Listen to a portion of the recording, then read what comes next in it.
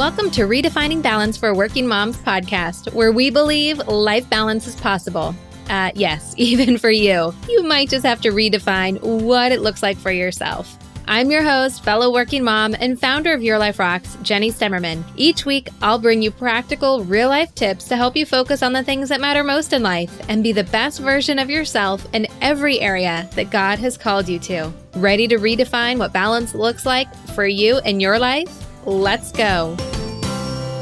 Hey there, welcome to the show. Today's episode is really important, so I'm really glad that you're here. And if you are brand new to Your Life Rocks, if you're brand new to Redefining Balance for Working Moms, I also want to welcome you to the show. I think that this is a great topic for you to be kicking off with as you start to listen to this podcast because, it is back to school time. And we've been talking a lot about great things that you can do to help get your kids ready for the school year, to help you be a better mom, to really help them dial in their academics. It was a really great episode last week if you missed it. But in this time where we're focusing in on new goals for ourselves and new goals for our kids and how to be the best mom we can be and, maybe new routines around the house. I know that's a big thing that we're focusing in on inside Life Balance membership is habits and routines and all of that for a new season. But there's one thing that is missing in all of this. And this is why I thought it was so important that we talk about it on today's show. And it is all about your marriage. Specifically, all about protecting your marriage. And as I was thinking of how great it would be to have this be a topic right now, as we're going into September and starting a new month, I thought, you know what, we should have Kimberly Walton come on and do a special episode. And then I thought, if I were to ask her to do anything, it would be a redo of something that she did for us a couple years back, all about protecting our marriage. And I thought, why reinvent the wheel? Why not just bring back what's already been done? So this week and next week will be part 2. We are equipping you with special tools and a new visual on how you can really think about how to protect your marriage, some actionable things that you can start doing to really help you build a marriage that you want to have and really shine some attention and light and focus right now when it's kind of a crazy time of going back to school, that you can really be intentional about this most important relationship that you can have with your husband. Now, our guest for this 2-part series, Kimberly Walton, she has been on our show so many times before. She's my go-to when it comes to marriage advice or helping us be the best wives that we can be. Kimberly is a marriage mentor, speaker, writer, and a women's retreat leader who specializes in working with Christian women to create and nurture wildly successful marriages. She is the founder of Cherished Wives International, a coaching practice dedicated to strengthening marriages and increasing intimacy and connection through her unique In Love approach. The In Love program addresses the 6 principles that are part of the successful marriage by focusing on the whole person and taking a wholehearted approach. Now, the things that I really love about Kimberly is that she strongly believes in a solution-focused approach to strong marriages, and she has a great sense of humor, and she is all heart, and she's all about Jesus. So everything that she does is all holistic in that way, and she's really easy to learn from. She's all about what we're all about, which is giving you practical tips that you can just take and run with right in your life so you can start seeing immediate results. I know you're going to love this conversation. If you've heard it before, like I said, it's 2 years old. You're going to want to love hearing it again. I know I did. It was so powerful hearing it again. And if this is your first time hearing it, prepare to be blessed. All right, let's get into my interview with Kimberly.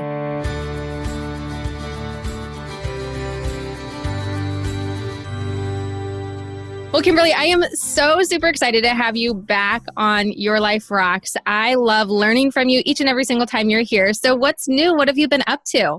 Oh my gosh. You know how it is. It's so busy. And the end of the year is always a busy time for me. My birthday's actually in November. So it's perfect that it blends in with Thanksgiving because I stop and I take stock of the year and all that kind of thing. And so this last month or so, I have been working on an online course for the classes that I teach so I can reach people all across the country, nation, I guess even the world at that point in time. Because I've had so many people who are attending the classes that I do, what I call the In Love classes, and they're like, this needs to be something I can send my sister or my aunt or my mom. And so we are busy working on that. I'm hoping to have that to the beginning of the year. We have moved offices. I don't know if people know, but my husband and I have an office together, and that's always fun to change and move offices. And then I've revamped the website. So it's been a busy time behind the scenes which people don't always realize how much time all these little things. Oh my goodness, like, yes. wow, okay. Oh, there's a typo, and then there's a this. And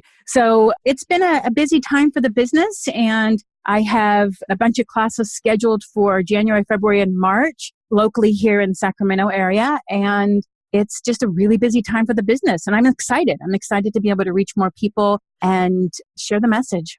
I'm excited for you to be able to reach more people as well, because I was telling Kimberly before we started this interview, you guys, her podcast episodes when she's on as a guest for Your Life Rocks are some of the best episodes that we have as far as number of downloads, because I think the stuff that you teach, Kimberly, is so needed and it's such a blessing for people. And the thing that I love about the way Kimberly teaches, if this is your first time learning from Kimberly, she's been on the show a ton of different times, but she breaks things down and teaches some of these concepts on how we can improve in our marriage in ways that you just get it. Like it's stuff that we hear time and time again, and we've been told in different ways, but the way that you explain it is so relatable and so actionable. And I think that that is such a huge difference. So I'm really excited that you are going to be able to impact even more marriages with your teaching. Wow, there's a lot of pressure there. Thanks. Well, on that no note, pressure. About a year ago, we were talking about me doing a radio program, and it's taken this long to work out the bugs. So another piece of news is that in December, that the local radio station, I will have an hour program where I get to share basically the message for Christian women who want to thrive in life and love and marriage. So it's exciting.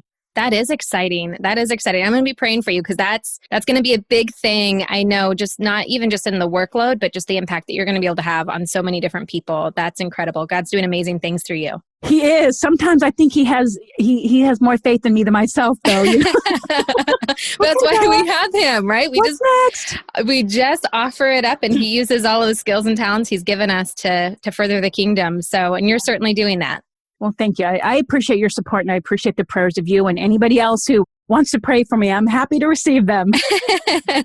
Well, I'm super excited to dive right into this. I mean, as you know, with Your Life Rocks, we're all about teaching about all the different areas of life and really strengthening women. And I think such a big part of that most important earthly relationship that we have is with our spouse. And I'm really excited to learn from you today because we are going to be talking about protecting that relationship, protecting marriage, right? Mm-hmm, absolutely.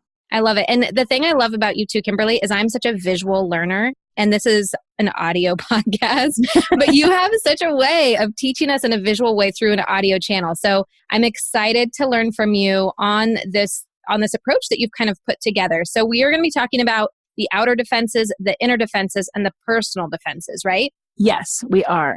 All right, awesome. Well, let's jump right in. Let's get started. Okay, so I call this the castle approach. And if you kind of have an image of a castle, then basically, people think of like those thick stone walls on the outside, and usually there's a vision of like a moat around it. And those are absolutely the images we have when we talk about a castle. The moat and the stone walls, those were our first lines of defense.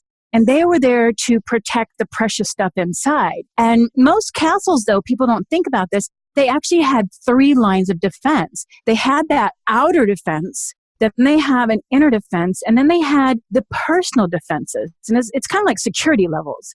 So what we have is that this idea of the castle approach. We can learn a lot from castles and how they were constructed and managed and protected, and how to protect our marriages, because much like a castle, our marriages and our families, they really have 3 lines of defense. So I'm hoping you and your listeners will play along with me as I keep using this castle analogy to make my point on how you can fortify a marriage using this castle approach. I love it. It's brilliant. And, whenever I think about the castle and kind of the defenses that you even talked about, like the moat, I mean, it's very much circular. It's covered by all sides. And that's why I love that you've kind of put together this visual for something that is so important. So when you're talking about protecting both marriage and family, I love that you threw that in there too. What kind of gave you the inspiration for looking at a castle as kind of the visual for this? Well, it's actually funny. It was an idea that I had a long time ago. My husband and I we went to Europe, and we were seeing all sorts of different things. We were in Greece, and we were in Italy, and we went to Israel. And one of the things we saw a lot of was, rocks and stones and buildings that had just crumbled, and even some castles. And one of the things that struck me at the time was their defenses, and how what we think of a lot of times is just that outer defense. But then when you start looking inside, I'm like, wow, there's multiple layers of these defenses. There's usually like an inner wall also. And I thought, wow, in order to get at the people, the lords and the ladies and the kings and the queens, whoever that happens to be on the inside, you had to go through really 3 levels of defense. And it struck me at the time, I just never put anything together until more recently working with clients where I thought, wow, this is something we can emulate. I know it's medieval, it comes from medieval times, but this really is something we can emulate. And, a lot of people talk about guardrails for marriage, but those are really about not having affairs. And, that's not what I'm looking at. I'm looking at everything to protect your marriage and your family. That's so good. And, for me, being more of a visual learner, when I first kind of got this image that you had sent over, this PDF about kind of explaining this model and looking at the circle, I just got done listening to the audiobook, The Circle Maker. Have you ever read that book? So it's a book just about like doing prayer circles around things and the promises of God and the things that God has given you and just circling everything with prayer. And so when I saw this, that was the first thing that popped out at me, just because, when we think about like protecting things and even spiritual warfare, it's all about prayer. It's all about, and then that book, all about prayer circles. And then seeing this visual of this boat around this castle in a circular way, I thought, oh my gosh, God is so good the way that he just loops everything together. Yeah, I'm going to have to get that now. It's so good. It's a very, very good book. He's gotten a couple kind of in that series, and this is the first one, and I just finished it on audio. I very much recommend it. Okay. I'm making a note actually as we speak. So speaking of kind of that circular piece, walk us through those first stages of, that first ring of defense. So with the moat and kind of in that visual. So I call that the outer defenses. And these outer defenses include all of the like iconic images of the moat, the outer wall. And sometimes the outer wall was called the curtain wall. But the drawbridge and the gate, and the gatehouse, the barbican, which is basically just the outpost that protected the gate, because that's the weak spot, the lookout towers and the arrow slits, all of these things, they were there to keep the enemy at bay. They were there to basically prevent them any access into that inner circle. And so when we look at that, we want to say that these are our initial outer defenses. And how do those correlate to protecting marriages? Well, the first thing I like to talk about is the moat and what happens with the dirt from the moat. So, and I kind of touched on this a little bit, but basically the moat is an important part of protecting your marriage because it's this big ditch that's dug around the castle or marriage. And sometimes it's filled with water, but sometimes it wasn't.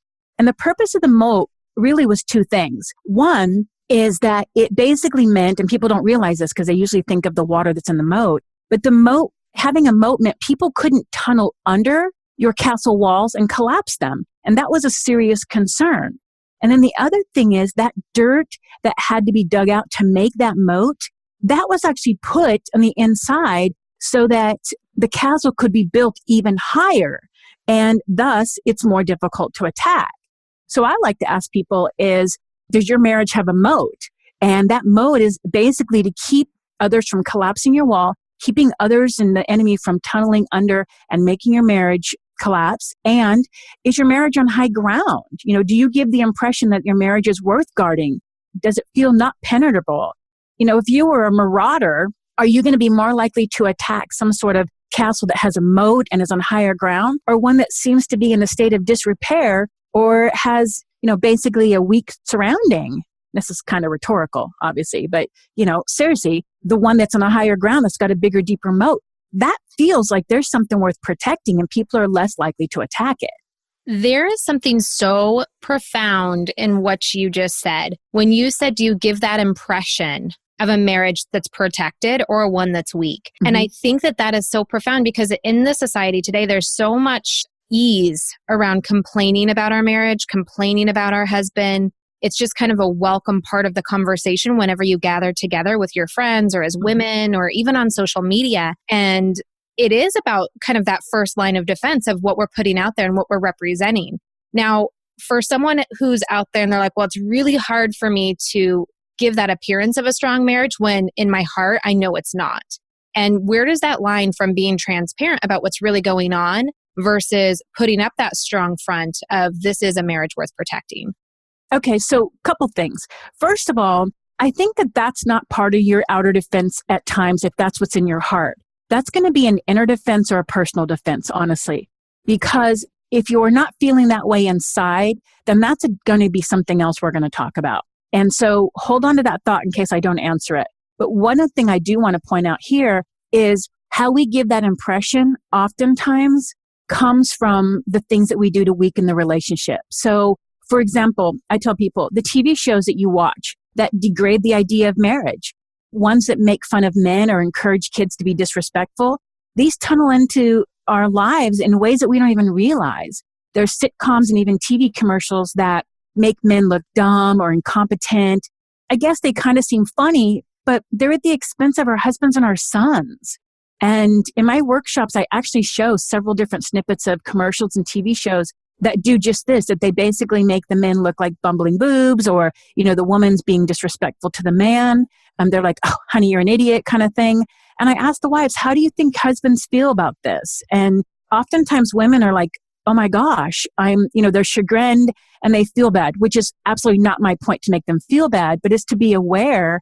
And just think about this for an example, is think about the difference between, if we're talking TV here, Chip and Joanna from Fixer Upper and how they relate to each other and let each other be who they are, and the Married with Children Bundy marriage. I mean, which one is a role model for marriage? Which one should we be emulating? So just the things that we watch and we bring into our lives, and then we go, oh, well, I'm going to talk to my husband this way, or I'm going to let him speak to me this way, or I'm going to, do these different things. That's part of the idea of having that united front. And, the other thing with the united front besides the moat is that outer wall. And people don't realize, and this is going to end up being a little bit of a history lesson, I apologize for this, but those outer castle walls, they were some of the thickest, and oftentimes they used the most resources just in that outer wall. And the stones, in a lot of cases, were stones that were carefully selected that were super strong so that they could withstand the enemy's blows and attacks. So if you're not putting up a fortified front, you and your mate, and you're not on the same page with money and parenting and in-laws, if people argue publicly or openly say negative things about their mate, what they're doing is they're basically saying, there's a hole in my wall right here. There's a hole in my wall right here. There's a hole in my wall right here.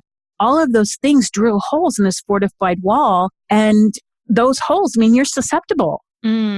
That's good. That's really good. And one of the things that really kind of stuck out as you were talking about that is, we speak so much about personal responsibility and the things that we personally can do to fortify our marriage or to pray for our husband or to build up the marriage that we want to have and taking on our own responsibility, our own part in that. But this is really a joint effort because you can be putting up that really strong front. But if your husband's the one who's kind of pointing where all of the holes are, or, just bringing things in and allowing things to tunnel in, then that can also be part of that. So how do you communicate this idea with your husband? If you're like, yes, I realize that we have holes and we're showing people where those holes are and we want to fortify stronger. As the woman listening to this, how can they communicate that to their husband?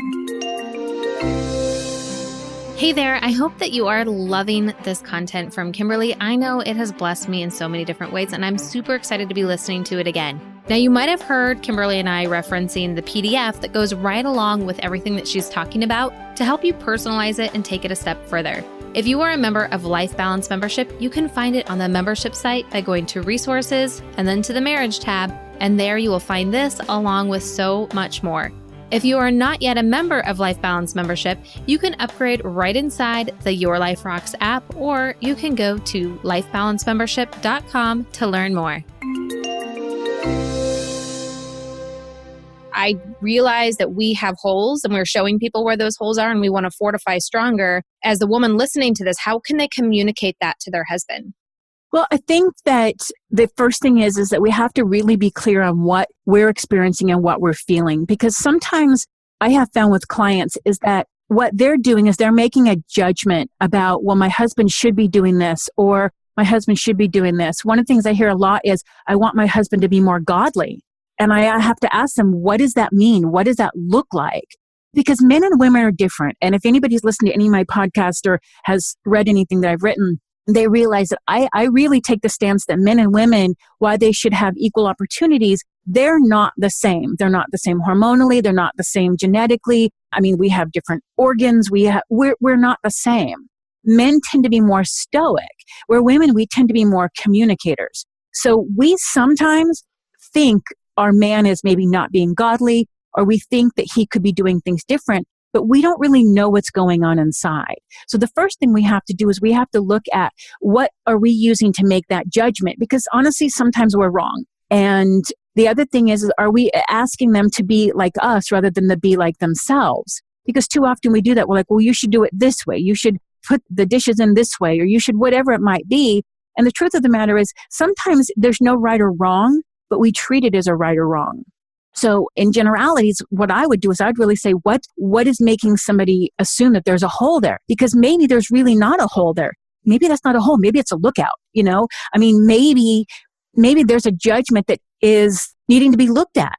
Okay. Now, that being said, there are times where we're not on the same page. Husbands and wives are not on the same page. And one of the things we have to do is we have to look at the things that we bring into the marriage, whether it's like using the castle analogy, the gate. What things are we bringing in that potentially are creating a problem once they've got past that outer area? Because once they're past the gate and the gatekeeper and everything else, it's a lot harder to get those things out. So let me give you a little analogy and then I'll circle back to what we were talking about. I had a client recently that I was working with, and she's got a problem because her husband's best friend that he's known since I think it was like 6th grade. So they're very much important part of his life. The wife is flirting with this woman's husband. She is inappropriately touching him in the sense she'll come up and like rub his back and she'll do things, and she's livid. She's just like, this is not acceptable. The husband hasn't said anything to this woman, and the wife is upset because she's like, he should be saying something, he should this, he should that. And the husband's trying to not make waves. So the difference in how these two things get dealt with is kind of the difference between a masculine approach and a feminine approach. But I think that when they're not on the same page, we have to first realize that sometimes not being on the same page doesn't mean one person's right and the other person's wrong. The other thing is that a discussion has to happen. And if it's something that's indeed weakening the walls of the marriage, then the parties have to both come together and decide that that's the truth. Because if not, they're not going to both be on the same page. And the other thing is that they have to come up with an idea on how to strengthen that together. That's probably not going to happen in one conversation. Right. And that's the thing. People want it to be one conversation and be done. And it rarely do we solve anything in one conversation. Exactly. Yeah. And I think that goes for a lot of things in life, but especially something as complex as a marriage relationship, for sure. Mm-hmm. Yeah. And so I think that, it's hard to talk in generals with some of those things because it really requires looking at all the moving parts. And it's not uncommon, though. It's not uncommon for people to not be on the same page. My biggest thing is you got to be on the same page, how you present it, and then you talk behind the scenes. Because I'm not on the same page with my husband on parenting sometimes. But you know what? We just say, oh, well, we'll talk about it. We'll let you know. And we talk about it behind the scenes. And you don't have anybody out in the open knowing where your weak spots are at. I think that that's an important piece of that too, is sometimes when we think about the marriage that we're presenting and showing that strong marriage, we think to the outside world, but we don't always think about that with our kids. Mm-hmm. But really, that's important too, is showing that strong front with your children as well. Well, yeah, because kids really quick learn who they can go to for the yes answer and who to ask first. I mean, oh, yes. Mom will always say yes to this. Dad will always say yes to this. And you're like, And that whole thing where it's like, no, I'm going to talk to your mom. I'm going to talk to your dad. My kids learned really quick that they weren't going to get a quick answer. There was always going to be, well, I'll let you know like in 4 hours after I've discussed it or I've thought about it. And too often we're impulsive and the kids want an answer yes or no. And it's like, no, I'm going to have to think this through. I'm going to have to look at all the different parts and go from there. And so if we're not trying to come up with a quick answer, it's easier with the kids to say, well, after I talk to your dad, and I would tell the kids, make your case and then I'll present it and we'll go from there. Or, however the circumstance would work. But it was like, you can give me all the moving parts right now and then I'll discuss it, but I'm not making a decision right now. And that's hard because we want to decide right then. But yeah. That's part of that united front. If you're making all the decisions as a mom or the dad's making all the decisions, or you've got one parent that's easier or harder, then it's harder to keep that united front. Because, again, they know who mom's always going to say yes to this and dad's always going to say yes to this kind of thing. That's great. So what other things should we consider with that outside piece of the castle?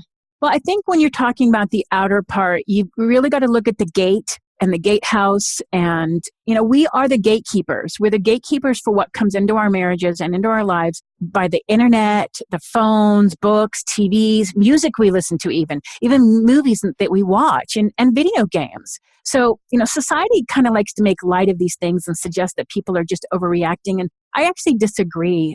The Bible instructs us. It basically says as women, we're supposed to respect our husbands, and our husbands are supposed to love us, even when those days we're not lovable. I have those hands raised, and I think this extends to what we show the world. I think it's it's in Ephesians 5, I think, where they talk about, we're supposed to be respecting our husbands. I have a woman that I run in some business circles with, and recently she found out that her husband was having an affair. And understandably, she was shocked. She was deeply hurt. But what's interesting is I've never seen her post anything on social media that was great about her husband. Nothing like, oh my gosh, he's so helpful. I love him. He made me breakfast. It's our anniversary. Instead, for years, what she's done is she's been posting pictures of like this Hollywood heartthrob and how handsome he is and everything. And then when she's having her bad day, her friends will post pictures of this heartthrob and, to cheer her up. Oh, here's a picture of so-and-so to cheer you up. And I can only imagine how bad her husband must feel. Not that having an affair is in any way acceptable, but, posting pictures like this and saying this is this heartthrob, but not giving your husband kudos, that tunnels through the outer defenses. And her friends should not be encouraging her. She needs better lookouts. She needs people that are guards. She needs people that are up there in the towers, and then they're in the battlements, and they're the arrow slit people that are looking out, and they're the archers that are saying, no, girl, we're not going to do this. We're not going to do this. You're going to spend time with your husband. You're going to do this. You're not, those kind of things. And that's part of those outer defenses of having those people that are your guards. And we all should have those friends that are going to tell it to us straight, to say, girlfriend, seriously, you're not going to talk about your husband like that in public. Or people that say, I recently had a friend who had a situation where she was kind of starting to have a little emotional fling with somebody. And a friend of hers said, you realize when you're around this guy, you're kind of giddy. And she's married. And she's like, oh my gosh, I am. And so she needed to step back. So having those people in your life that are your guards, that are wise counsel and trusted counsel, is also part of that outer defense. And so I always ask people to identify in that handout you have. It asks, who are these people? Who are your guards? Who are your people that are going to tell it to you straight? And they're going to say, don't talk about your husband like that. Or, you know what? Your husband's a really good guy. You may be having a bad day. You may be PMSing. I don't know. But we're not going to do this. You're not going to do this in public, and we're not going to go there. And a lot of us don't have that. We get talking with girlfriends, and you know what happens? Our girlfriends are like, yeah, man, men and this and that. And we have kind of this like fest where we criticize our men. But the truth of the matter is most of us have really great guys in our life. Even if sometimes they fail us and we fail them, that we need people to remind us that, it's okay. They're good guys. Yeah, completely. And I so love that you're bringing this up. It was one of the very first lessons I learned in my marriage. We've been married for, 18 years? It's going to be 18 years, I think, next month. Yeah, yay. But in those first couple years, I kind of fell into that trap of getting around my friends and complaining about my husband because it felt like it was my safe place to vent about him and the issues that we were having and just my feelings about all of that. But I very quickly learned that when I do that, they then frame their opinion about who he is and about what our relationship is about, because they're just seeing that small little window. They're not seeing the loving things that he does for me. And so then when I do feel better about him, they automatically think that my husband's a jerk because that's how I've portrayed him to them. And so I had to very quickly learn that I don't vent about my husband to my friends. Like that's just not the place. And you can't undo that. You can't. You can't. The vision, and they're going to be loyal to you. And if you're having them over for a function or something, then you're going to have a problem because they're going to be looking at them like, well, he said that mean thing to her, 5 years ago. Yeah, it's unfair. It's just unfair to him. And then you don't have that actual support for your marriage. You have that support for you, but not for your marriage. Well, and that's one of the things we need is we need people that are believers in marriage, believers in love, believers in that people fail, but it's okay because fail can be, I was supposed to do the dishes and didn't do the dishes, and people can make a big deal out of that, and that's okay. But we have those failures, and we need people in our lives that say, it's okay. We believe in love. We believe in marriage. We believe in God, and that they're protecting you. You're a bubble wrap, if you will. And if you don't have people in your life that are doing that, if everybody around you has been divorced 3 times and they're down on marriage, those are not good guards. They're not good archers in your life, in your castle approach. You need people who have been together for 20 years and that say, yes, we had a rough patch. Yes, we had this. And you know what? We got through it. You can do this. And yeah, sometimes he makes me mad, but that's okay. Not the people who, are married for 2 years and when the honeymoon phase was over, they let go of it. People who've really been there and have struggled, those are the people you need for your guards and your wise counsel. I love this. Okay, so for those of you that are listening, some questions just to be asking yourself. Number one, kind of going back to when we very first started, how do you present your marriage to others? What does that look like? Do you present it as a fortified front, or are you pointing out where the holes are where people can attack or where the enemy can attack into your marriage? And then question number two, I would like our listeners to be asking themselves is, who are your guards of your gate? Mm-hmm. And really evaluating the people that you are spending time with, the people that you're talking about with your marriage. Are they people who are believers in marriage, or are they not believers in marriage? Because sometimes we can think about hanging out with just believers in general, like meaning Christians, people who believe in Jesus, but that doesn't always mean that they're believers in marriage, because people have their own experiences, their own jaded experiences that they might be bringing to the table. So really thinking about who else around you is protecting your marriage. Absolutely. And even how people get through the drawbridge and the gate. Historically, those areas are considered to be some of the weakest part of a castle. And they have that purpose of limiting people's access. And, you limit access to you in your marriage based on how you treat your marriage and what how revered it is. And so I always tell people, how do you limit access? What do? You don't invite people over to your home for a private dinner if they're down on marriage, or if they're not a believer in the sanctity of fidelity, But that leads to the next defense, which is once people are in the wall, once they're past that gate and you've got your gatekeepers, now you've got your inner defenses you have to deal with. And the outer defenses are, how we show things and how fortified are our walls. But once people are inside, and it goes with that circle idea you were talking about, is once people are inside, there's this big giant courtyard that is kind of a circle. And that courtyard, the area behind the walls, that's the area where you would do public activities and functions. And this, for castle times, was where they had festivals and trade and things like that. But they weren't people who were in the inner sanctum. This might be if you're at a large function with a bunch of people. So once people are in behind that wall, you still have to be careful, because some of these public functions that people do, you might have people there. For example, a husband, it plays golf, and there's a bunch of guys, and one of the guys there is divorced and he's really down on marriage. Then at that point in time, you say, you know what? I'm not going to play golf if it's just with him. I've got to have a bunch of people there.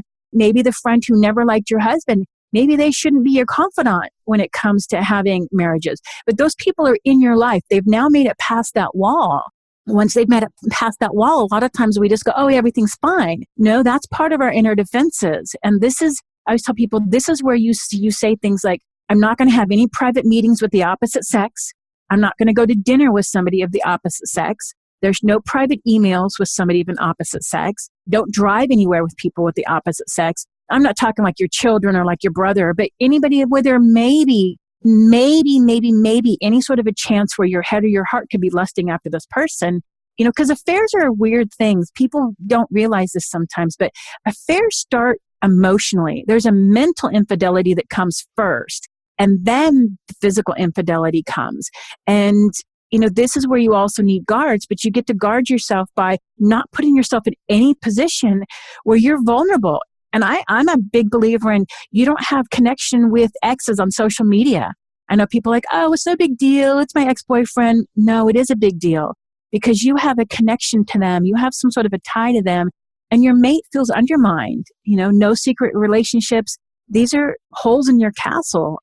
You don't let exes inside your castle.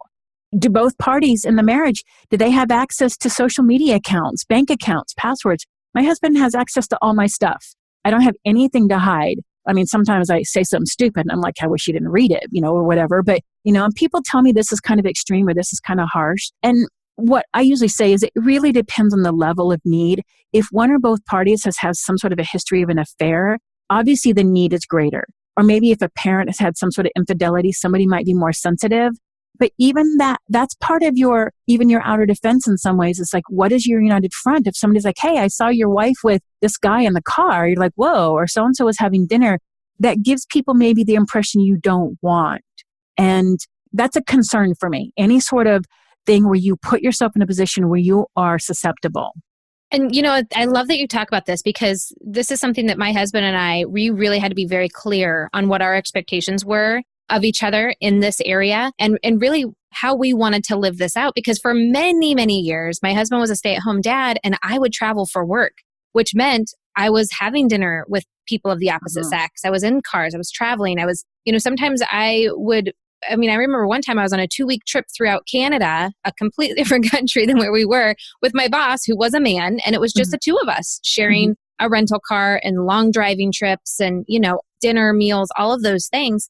But one of the things that we did, because we knew we didn't have a way around it, is whenever I would be out and about with someone of the opposite sex, not only would I bring my husband up into conversation, but I would say, hold on just a second, I need to call my husband. Or hold on just a second, I need to text my husband. So that way my husband was always there, even though he wasn't physically there. I moved him into the situation. And we have access to everything from both of us. We both decided early on, like, we shouldn't have to hide anything. So, even right now, we're so connected with our Google accounts, it drives me crazy because every time he gets a text message, it comes through on my phone and I can't figure out how to turn it off. But that's how transparent we are with each other. Like, we just feel like there's absolutely nothing to hide. And there will be times that he will say, don't look in the bank account because I bought you a Christmas present because it's just there, right? But that's just kind of what we decided as the expectation for our marriage early on. And that sets a really important tone that says, I'm not planning on hiding anything and I don't have anything to hide unless I'm hiding something temporarily. So don't, kind of thing. That's a different conversation. But I think that, there are women and men who are in the same position with you and having to travel. And that is that time where you have to say, hey, I have to mention my husband, or I say, have these people meet. Joel had to, at one point in time, had to travel with somebody from work. And basically what you do is you just meet them so that they understand. And at that point in time, maybe it's the three of you going out to dinner and then you sit down and you talk and they understand that, look, this is a solid marriage. I think it's more concerning for me if that other person is single. Then it becomes a different thing. But if both parties, like if you're traveling with your boss and he's a man and they're both married, you're married and he's married and you guys both know you have a strong marriage, that's a little bit less concerning for me. But it also depends on the level of need. So some people have had history with infidelity. In that case, you have to understand that your partner is really going to be more hypersensitive. And so you're going to have to jump through hoops to make sure that they are feeling comfortable and safe in that relationship. So, each situation is going to be unique.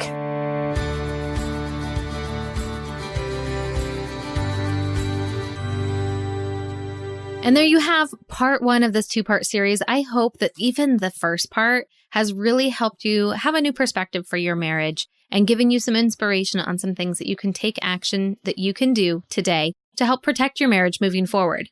Now, stay tuned for next week as Kimberly and I finish this conversation all about helping you protect your marriage. Of course, you can get the PDF that gives you more of that actionable steps, the things that you can personalize for your own situation inside Life Balance membership. And I wanted to let you know as well, we're having a sale on our Life Balance planners while supplies last. We are getting a new run. If you are currently a Life Balance member, check out inside the membership for your special pricing. And if you are not yet a Life Balance member and you're thinking about it, this is a great way that you can join. When you go to lifebalancemembership.com, you will see the different joining options, and one of them we call Fully Equipped. It is 3 months of membership and comes with the Life Balance Planner, so you can really start to implement everything that you're learning from the membership right to your life. Now, we have special prices while supplies last, so don't wait and go to lifebalancemembership.com to learn more. Hey, just because the episode's over doesn't mean we have to stop hanging out. Head on over to Instagram and follow me there. You can find me at your.life.rocks. Or if you're more of a Facebook kind of girl, join our community of working Christian moms just like you. You can search Your Life Rocks over on Facebook and connect with us there. And if you're ready to truly create lasting balance and get results in your life, maybe it's time for you to join Life Balance membership. Download the Your Life Rocks app in iTunes or in Google Play. You can upgrade to the membership right inside the app. And if you're looking for more resources to help you create more balance, head on over to yourliferocks.com.